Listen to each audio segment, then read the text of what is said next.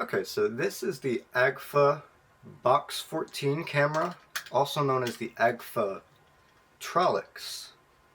It is a 6x9 camera that takes 120 roll film, and it was made from the years 1932 to 1940 in Germany, and made by the company Agfa.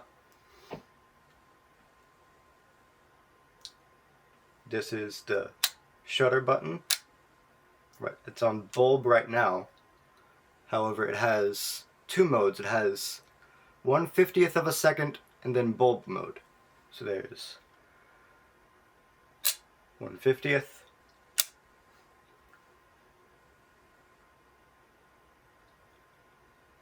Switch this dial over and you have bulb mode. This controls your aperture. There's two different apertures and one filter. So you have the apertures go from 12 to 22. So the widest is 12, and then you can change it and stop it down to 22. Or there's 22 right there. Or in the middle, there's a yellow filter for contrast photos. This takes any 120 roll film. I've only tried Kintmere 100 with it so far. The back opens via these two sliders. You slide them up to the off AUF position. That means open in German. You can open the back, you can load your film in, you put the take-up spool here, load your film on the bottom, spool it through, and then you wind it up until you have your first shot. And you know you have your first shot because it has a little viewing window. This little viewing window should have a red piece of plastic in it, but mine didn't come with that. But when I'm shooting with it, I keep it close to my chest to make sure sun doesn't hit this, but I also keep the slider closed, and I figure that should be fine as well. But when I open it, I keep it close to me so that sun doesn't hit it and maybe go through the backing paper, but it should be fine. You get 8 shots out of this from 120 film. I shot it once, taken it around town and shot, and it did pretty good. I'm happy with the results I got from it. I think I paid $20 for this camera, so that's not bad at all.